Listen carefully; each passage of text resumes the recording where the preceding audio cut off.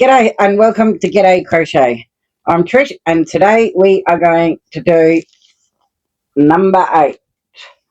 So let's see what's in number 8. I reckon this is a kit. I reckon.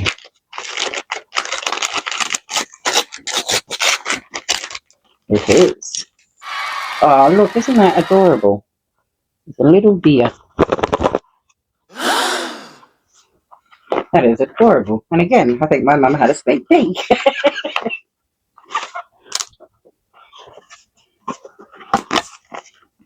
Oh, that is adorable. A Christmas fawn. Oh, that is adorable. So let's see what little notions we got. Oh wow, we got some antlers. So maybe we might have to use a smaller yarn because it would look a bit stupid with those antlers, wouldn't it? And then we got 1, 2, 3. I think there's like 3 sets of eyes in there. Plenty of brown. And again, another 2mm hook. Well, I don't think I'll be using that one. And some stitch markers. I'm guessing the pink is for the blush. And then a little bit of red. Oh, and here we go, my worst enemy again. We got more glue. That'd be to glue those antlers on. Oh no! And polyfill. So we got red, light brown, white, almost white pink, pink. Yeah. And just the one glue stick. So I reckon that's just for the antlers. So you get 1 bell but 4 antlers. And I've got a decent amount of plastic pins. I might show you a trick with them.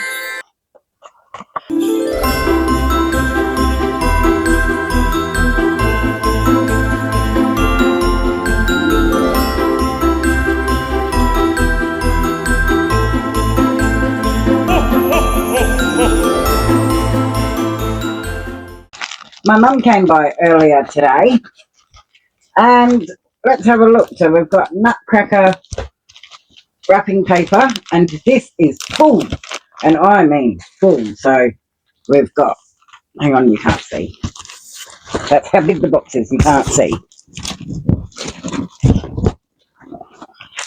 So we've got number 9. Me and mum were trying to figure out what this one is and I reckon it's another kit. And she's like, I don't think so, I haven't put 2 kits together. That's 12. We'll go in order. We'll see if we can go in order. Maybe a really big tape measure.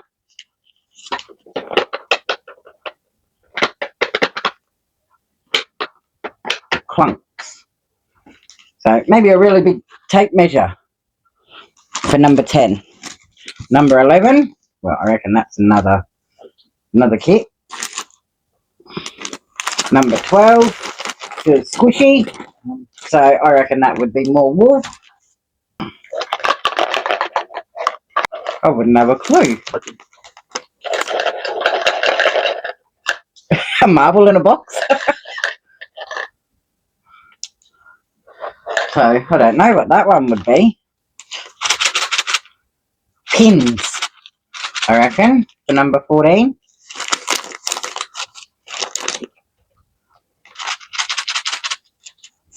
You just give them all away. And 15 is maybe a kit. There's like a book there and some wool. Or yarn, sorry, not wool this day.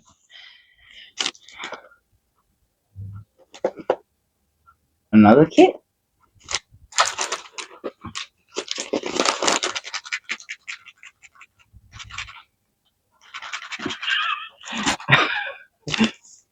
I guess will have to be another kit.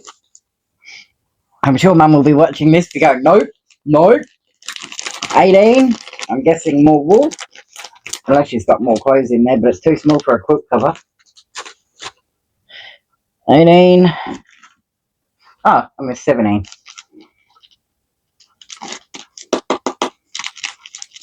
Feels like a tin.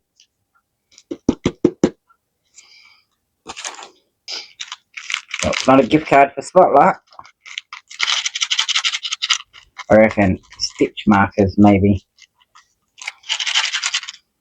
Here's number 21. Number 20. I don't want to keep saying wool, but I don't know what else it would be.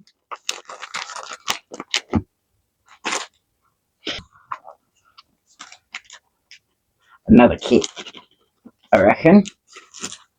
Oh, we're getting close. That's number 24. I say wool. Hopefully it's soft like the cotton, milk cotton or something. I'll have to tell Mum what Jack thought of that milk cotton. Number 19. A kit. Instead of guessing a kit, I might go a reindeer. We'll see if we can guess a reindeer. 23. Maybe a Santa. A Santa kit. And 25.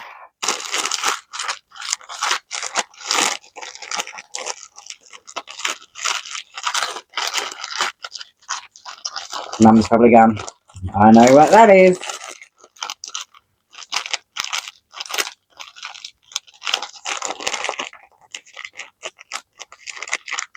Knitting needles. Maybe she's trying to get me to knit. So, I don't know. I'm thinking it looks like knitting needles, like, and there's little, kind of feels like knitting needles, but yeah, so maybe leave in the comments what you think any of these could be, and then I'll try and get it all back in there the way Mum had it. I will be back later with what the fawn looks like. Welcome back. I've got about 10 minutes to do this. So, working on this pattern. So, it's been probably about an hour, and then I started it, and my son's about to walk in the door from school. So, I just want to quickly say that in the pattern, it tells you the red writing that you change, right? There is no red writing, so it's like a tan and black writing, first of all. The yarn was so splitty, like it's unreal. It's so frustrating to work with. But this is where I'm up to. So I've decided I'm going to do it in acrylic. So I'm using the yarn that it came with, and that's the inside. So if I could give a tip to maybe have a few more progress photos in there. Oh, sorry. Yeah, so maybe have a few more progress photos in there. Yeah, so I'll keep working on it, but I just thought I'd touch base, and I spoke to Mum and she recommended doing it in acrylic first, then do it in blanket yarn later. So that's what I've decided. So I'll check back with you later on and we'll see how we go. Welcome back. So just to let you know my thoughts on the baby fawn, or the Christmas fawn they've called it. So I've just got a few notes that I just want to cover. So the first one was, I only see black and brown text, no red. So in the instructions here, it tells you that the red font you change to a flesh coloured. But there is no red.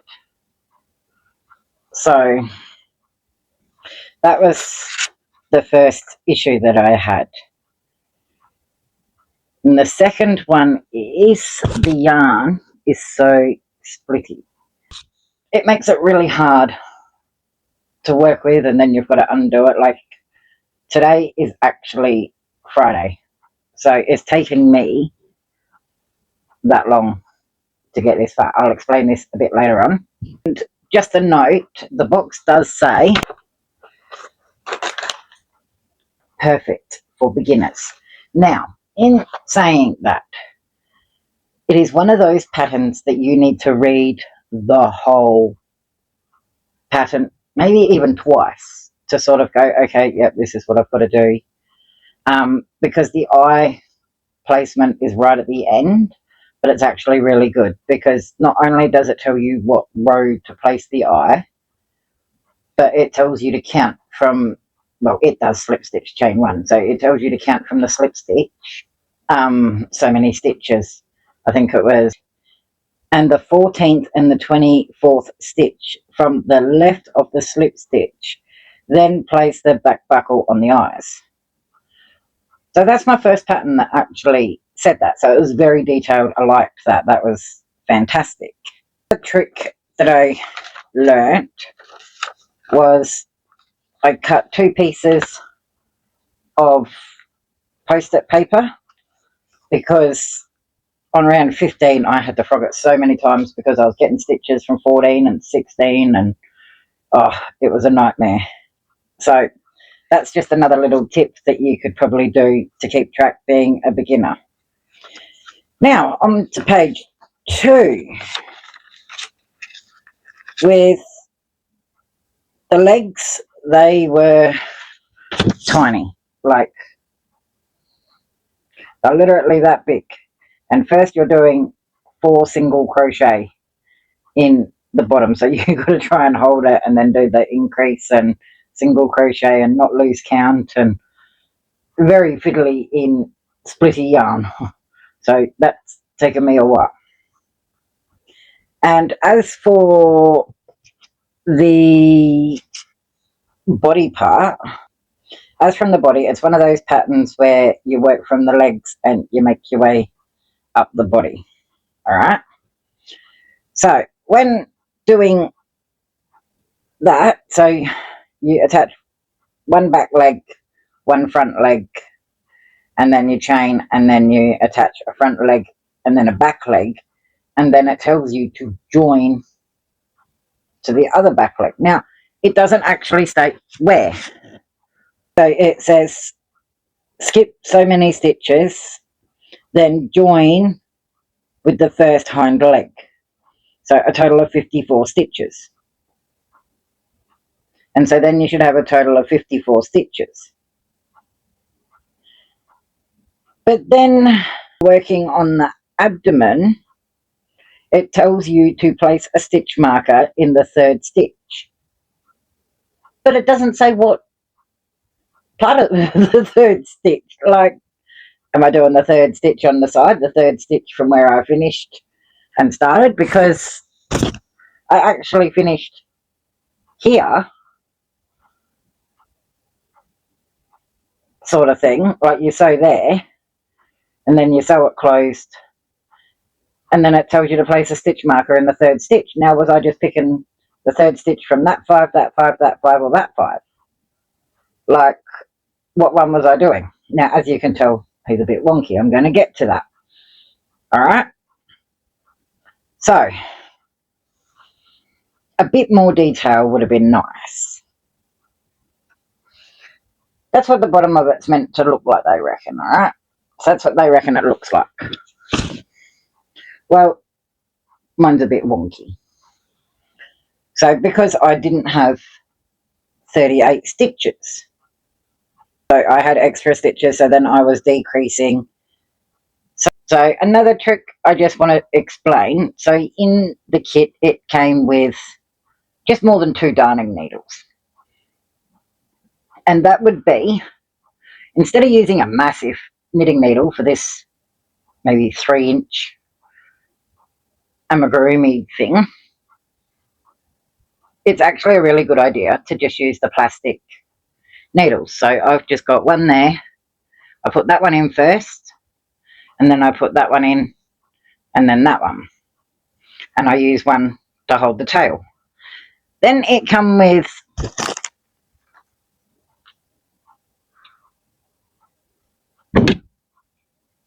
little tiny white ones. So I just used mine to mark out the ears. So they're going to be the ears. That's just the centre, because it actually tells you to start from the slip stitch count. So many stitches, 7 stitches I think from the slip stitch. And I'm like, You've already told me to sew the head on. So how am I meant to? Didn't make sense. So I just looked in the middle and then counted 7 and did it that way. And the little purple ones are where the antlers have to be glued in. So that's where I'm up to at the moment. So he's still not finished. I'm finished working on him tonight. Same as with the eyes, I think they're placed a bit further away. So I'll just wrap this up and I'm going to show you. Alright, so I'm back now. So you can see how his leg just sits up a bit, and if you tilt him forward a bit, is the other one. He's a bit wonky. He's like a newborn foal finding his legs. So yeah, so he doesn't quite sit straight, like he's got the wonky newborn little foal look happening. Hey everyone, I'm going to show you how to sew the head on.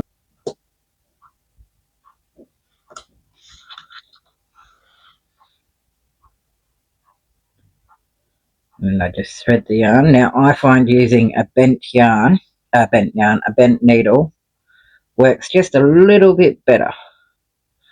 So using these pins or darning needles isn't as secure as a knitting needle. So you will still get a little bit of movement. And then, see there, I've just sort of brought it through.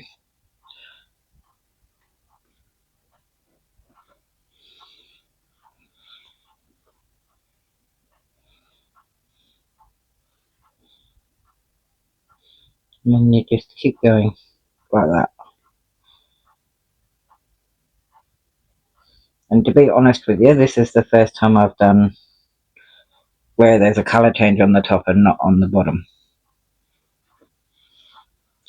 So this is what I do the first time, and I'll go around this twice and I'll show you that after. But when you're pushing the head down, because I've got other pins there, be careful not to push too hard and stab yourself. I've done that a few times.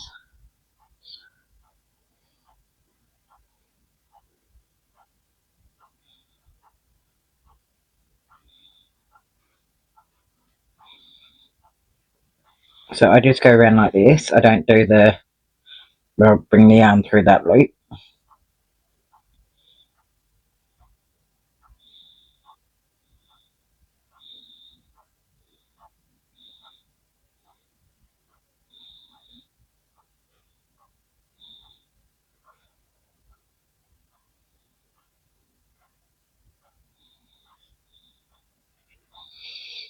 Some body part pieces I do that, but not for this sort. I will reinforce it and I'll show you how I do that after.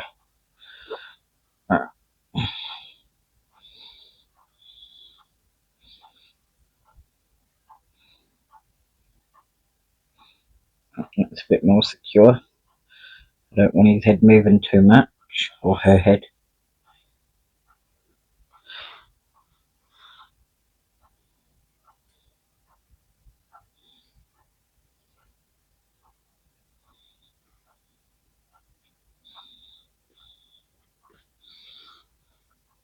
So what I'm doing is I'm just going through those 2 loops just there, and stabbing myself, and then those 2 loops.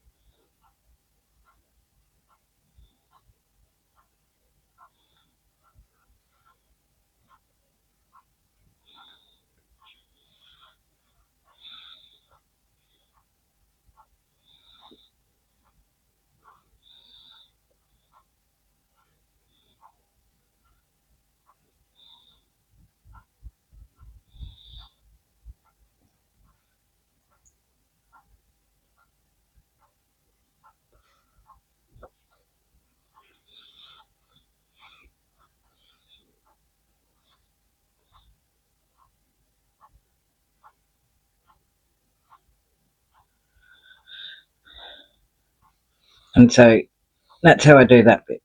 Alright. So in a minute, I'm not going to show you the brown, I'm just going to show you what I can actually show you.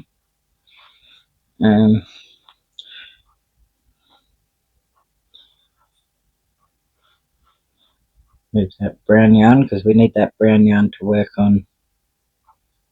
No, we don't. That brown yarn can get weaved in. I don't know why it told me to leave it so long, because we've got a long head tail. Right, so I've done that bit, right? So I'll pull that so that's nice and tight. And then I'll go through that same one again, just to secure that piece.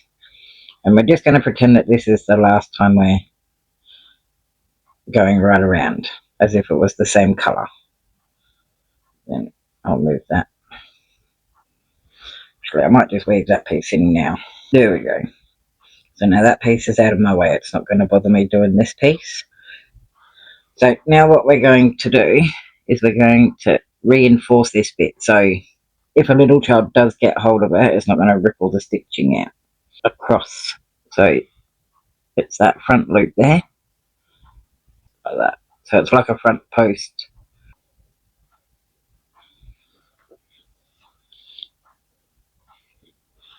But this is the first time I've done it with acrylic. I normally do it with the blanket yarn or the chunkier yarn. Alright. And now we're just going to pretend that we're finished. And so then I pull that bit through. And he's secured. And then you can come out wherever you want. So I'm going to come out the butt.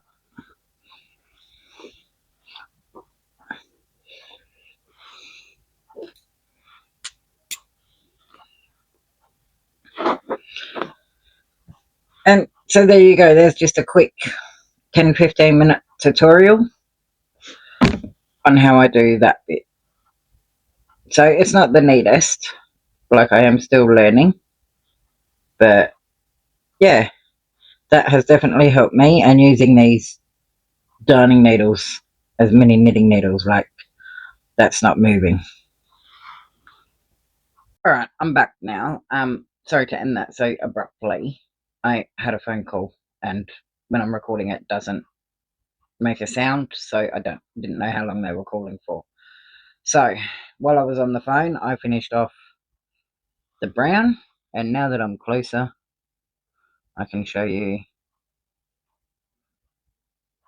the stitching, and I've also stitched on the tail. So yeah, so that's how I reinforce that hedge, like it's not going anywhere. Like I pull that looks nice and neat and tidy, except for the white. Like I said, this is the first time I've done where it's a colour here but not there, so trying to hide it so you couldn't tell was a bit difficult, but there's always a first time for everything. So now I'm just going to sew the ears, make the muzzle, and stick in the antlers. So, but it's starting to look adorable. I'm back. I have completed the Christmas fawn, and as predicted, the glue looks terrible, but there was no other way to fasten them. So my overall thoughts on the pattern is it's absolutely adorable. It's adorable. It's my first sort of amigurumi out of acrylic yarn, other than the little elf. I couldn't do the wrap the yarn around the hook and do the little bobbles, so I just embroidered that. You will notice one ear is longer than the other. That is because that's the tail and that's an ear. So I kind of messed up. So my tip there would be label the parts, because they all sort of sit aside and you assemble them after, other than the legs. Yeah, so my overall thoughts is read the pattern at least twice so you know what you're doing. I would recommend it for probably intermediate to advanced beginners. So not like my son who's still learning to chain. I wouldn't recommend this pattern for them. The yarn is frustrating, the hook. So yeah, mine is a new fawn. It doesn't stand straight, as you've seen just before. So yeah, if there's anything else about the pattern you would like to know, please leave it in the comments. And if you're still here, I would love it for you to leave something Christmassy. So if there's not a reindeer or something like that, like a Santa or a Christmas tree, whatever's in their emoji spot for you, or even a little Christmas bell. So that's all for today, and I will see you tomorrow with number 9. So I'm about to open up number 9, or I'll see if my assistant would like to open it. All right, well, I'll see you tomorrow for day 9. How exciting. Bye.